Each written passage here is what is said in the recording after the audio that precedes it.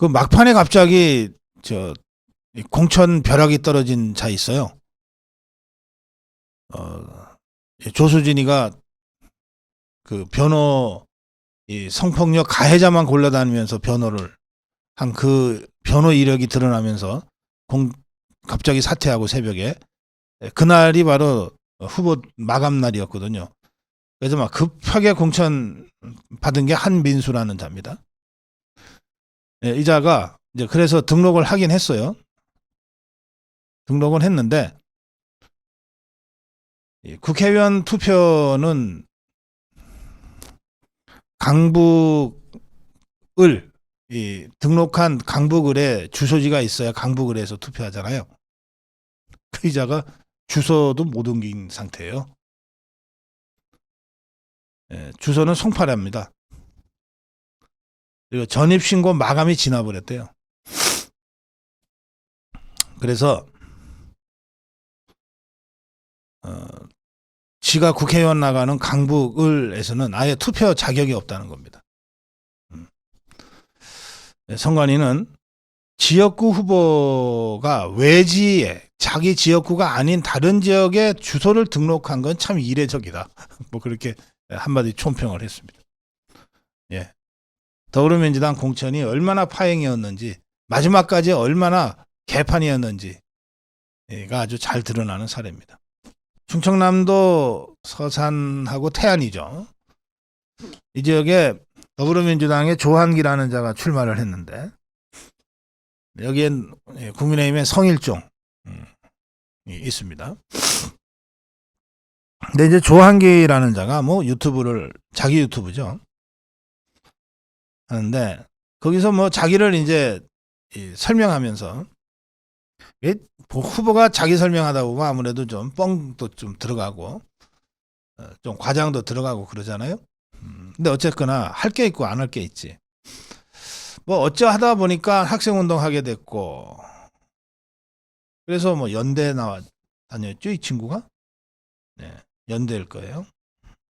연대 입학하고 2개월 만에 구속이 돼서 뭐 이렇게 쭉 이제 자기 얘기를 해 나갑니다. 자, 입학 2달이면 1학년 입학하고 2달이니까 5월 달에 3월 입학하고 5월에 구속됐다는 건데 보통 이렇게 구속되면 그러면 감옥 갔다는 뜻이잖아요. 이건 무슨 간첩도 아니고 대학교 1학년생이 입학하자마자 구속되는 경우가 어디 있습니까, 여러분? 뭐 내가 파출소나 잠깐 뭐 잡혀갔다 왔든지 했겠지. 그런 건 보통 구속이라고 안 해요. 그냥 경찰서 잠깐 며칠 갔다 왔다.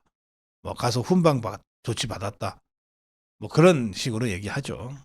근데 이 차가 입학하고 2개월 만에 구속이 돼서 뭐 그래서 군대를 갔다 왔다는 거예요. 구속됐는데 어떻게 군대를 가? 이거 구속되면은 범죄 경력에 선관위에 범죄 경력에 써야 되거든요. 민주화 운동을 하다 구속돼도 어쨌든 정과는 정과니까 경찰에서 그거를 범죄 경력 조회를 해서 쓰게 돼 있어요. 그거 안 쓰면은 후보의 경력을 숨기는 거가 되기 때문에 그거 선거법에 걸립니다. 그래서 어떤 범죄 정과도 아무리 그게 창피한 정과라도 예컨대 간통, 강간 뭐 이런 거 있잖아요. 사기 이런 것도 일단은 다 선관위에는 후보 인적사항에 등록을 하게 돼 있어요.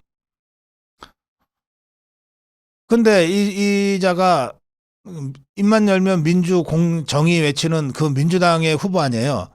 그 데모하다 왔다 하니까 대학교 1학년 때 얼마나 자랑스러운 훈장일 거예요. 그러면 당연히 전과 기록을 대문짝만하게 할 건데 전과 기록이 없어. 당연하지. 대학 1학년 때 무슨 감옥을 가. 감옥 가고는 어떻게 군대를 가냐고. 그래서 이거 뻥이다. 그냥 뻥이면 좋은데 이게 거짓말한 거 아니에요. 예, 허위사실. 이 문제 때문에 좀 심각해졌다는 얘기입니다. 토요일 날 밤에 제가 세종시의 을 지역에서 이준배 후보랑 대담을 하고 사실은 일정이 잘 안 맞아서 그걸로 이제 그 토요일 촬영을 끝내려고 했는데 갑자기 그 세종 갑지역에 류재하 후보 쪽에서 세종시에 와 계시다는 말씀 들었다. 우리 후보 비록 밤늦은 시간이지만 좀 대담해 주실 수 없겠냐. 급한 연락을 받고 제가 세종시 갑지역으로 가서 류재하 후보하고 대담을 했습니다. 저희들이 이번 주말에 그 촬영한 영상들은 가급적이면 최대한 좀 빨리 여러분께 올려드리도록 그렇게 하겠습니다. 그런데 그때까지만 해도 그 지역은 3파전 지역이었어요. 토요일 날 밤 3파전이었어요. 더불어민주당에 뭐 누군지도 잘 모르겠는 뭐 이모시기가 후보래요. 그리고 저 이낙연 당 있잖아요. 그쪽에서 김종민이라고 안희정이 똘마니 그리고 문재인이 똘마니였던 그 김종민이가 나온다는 거예요. 그래서 이제 3파전이네. 그리고 우리 류재하 후보는 40대의 아주 젊은 청년 정치인이고 야 이거 한번 해볼 만하다. 근데 자고 났더니 그 다음날 더불어민주당의 그 이모여식인가 하는 후보가 잘렸다는 거예요. 야 하룻밤 사이에 그렇게 되대. 그러니까 거기는 더불어민주당 후보가 없게 된 거죠. 국회의원 되려면 또 이렇게도 되네 싶기도 하고 그렇습니다. 그런데 이자 얼마나 심각했으면 이게 공천을 주고 난 다음에 이제는 자르면은 다른 사람을 넣을 수도 없어요. 이미 후보 등록이 끝났기 때문에. 그런데도 이자를 잘랐을까? 이재명이가 그것도 도대체 얼마나 심각한 상황이길래 하고 들여다봤습니다. 되게 심각하네. 그래서 이거는 잘랐다고 해서 옛날 일이 되면 안 되는 거예요. 이런 무지막지한 투기꾼까지 이재명이가 공천을 다 준 거예요. 공천 준 거는 사실 아니에요.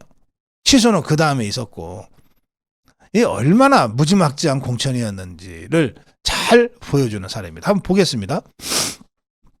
이자가 잘린 게 투기 혐의로 잘렸어요.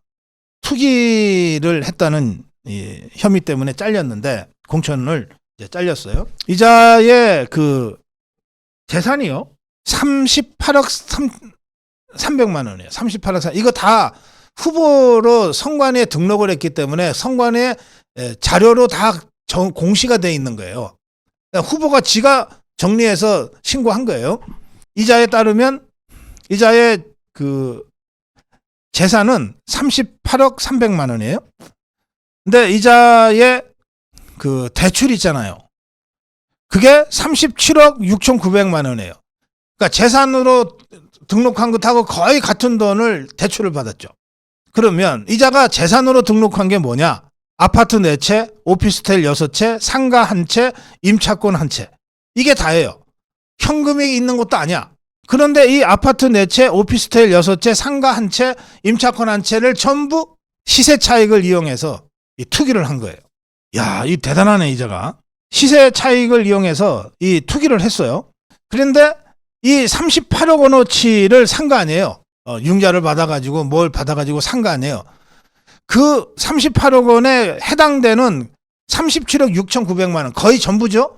이거를 은행 캐피탈에서 대출 8건 받아 그 다음에 아파트 4채 오피스텔 6채를 사서 세를 놨으니까 뭐 전세보증금이라든지 무슨 임차 보증금이 있겠죠. 그거 그 다음에 월세 보증금 이걸로 37억을 만든 거예요. 그러니까 은행이나 제2금융권 같은 데서 그리고 자기가 산 집을 다시 세를 나갖고서 37억 6천만 원을 만들고 이것으로 이거 다 빚이죠. 이걸로 38억 원짜리 부동산을 갖고 있는 거예요 지금. 그게 이자의 전 재산으로 신고한 거예요. 갭 투자죠. 천형적인 갭 투자고 재산 전부가 갭 투자야. 이걸 야, 이 대단한 자네 이거. 재산 전부가 갭 투자로 이루어져 있는 이자가 이 공천을 받았던 거예요. 그러니까 뒤늦게 이 일이 알려지자마자 큰일 났다 싶었는지 잘라버렸어요. 그런데 더 황당한 거는 이재명이는 이자를 치면서 팔 하나를 떼어내는 심정으로 자기 팔 하나를 떼어내는 심정으로 고통스럽지만 제명했다 이렇게 표현을 했는데 공천을 누가 줬나요? 이재명이 줬어요. 그럼 공천 줄 때 이걸 몰랐어요? 그럴 리가 있나. 이재명이 같은 잡범이 범죄는 이 도둑놈은 도둑놈은 딱 보면 알아봐요. 사기꾼은 사기꾼 보면 딱 보면 알아봐요. 조폭은 조폭 보면 딱 알아봐요. 제가 감옥 살 때 그거 신기하더라고. 멀리서 쓱 가는데 저랑 가깝게 지낸 조폭 하나가 바짝 긴장하더라고. 야, 왜 그러냐 그랬더니 저기 어느 파 누가 가는 것 같다고. 멀어서 잘 보이지도 않는데 조폭은 조폭 알아보더라니까. 그리고 그 순간 긴장하더라고요. 사기꾼 알아본다니까. 부동산 투기꾼은 딱 봐도 냄새가 난대요. 그러니 조국이가 이 이영선인가 이자의 투기꾼은 그걸 못 알아봤을 리가 없어요. 저는 딱 한눈에 알아봤을 거다. 그렇게 생각합니다. 그리고 지가 공천을 줬어. 그리고는 마치 남의 일처럼 한 팔을 떼어내는 아픔으로 어쩌고 저쩌고 한 거예요. 더 황당한 것은 이자가 말이에요. 민변 소속인데 참 정말 개나 소나 다 하는 게 민변이네. 민변 소속인데 민변에서 전세 사기 피해자 변호를 맡았어요. 전세 사기 피해자 변호를 맡았어. 또 민주당 여기 세종시예요. 민주당 대전시당, 대전이 세종이랑 붙어 있잖아요. 대전시당에 전세 사기 대책 태스크포스의 단장을 맡았어요. 뭐라고 해야 돼 이거? 아예 고양이가 생선가게 사장을 한 거야. 잠깐 맡은 게 아니에요. 그래서 지것들이 생각해도 이거 황당하다 싶었는지 잽싸게 자른 거야. 냄새가 나자마자 자른 거야. 그런데 잘랐다고 그럼 끝나는 일이냐 이게. 이건 제가 이번 선거 끝날 때까지 두고두고 매일 하루에 한 번씩 제가 환기시키려고 합니다. 지저분한 것들. 자, 이재명이가 경기도에 갔어요. 이자는 입만 열면 지금 사고 치고 다니거든요. 입만 열면 사고인데 민주당 이 정도 되면 이재명이한테 누군가 그냥 개항에나 있어라 이렇게 한두 마디 할 만 하잖아요. 그냥 개항에나 있어라. 별 도움 안 된다. 돌아다니는 게. 네 선거도 뭐 쉽지 않은데 라고 할 만한데 아무도 그 얘기를 못 하는 거예요. 그러니까 이재명이가 지 아니면 선거 못 치르는 줄 알고 막 여기저기 가서 되지도 않는 말들을 계속 쏟아내고 있어요. 의정부에 가갖고서는 경기 북도 분도 얘기가 지금 나오잖아요. 그 김동연이가 추진하는 거. 갑자기 그거를 말도 안 되는 논리로 반대하면서 확 질러버렸어요. 경기 북부 지역에 재정에 대한 대책 없이 경기 북도를 분도하면 강원 서도로 전락할 가능성이 높다 이랬어요. 갑자기 가만히 있던 강원도가 의문의 일패를 당해버렸어. 강원도민들 가만히 있겠습니까? 아니 저것이 강원도를 어떻게 생각하길래 강원도민들이 완전 뻗쳤어요. 참 이재명이 제주도 신통해요. 의정부 가서 어떻게 강원도 표를 왕창 잃어버리냐? 강원도 153만 표인가 그러는데 어떻게 의정부 가서 그 강원도 표를 날려버리지? 참 하여튼 이자 참 제주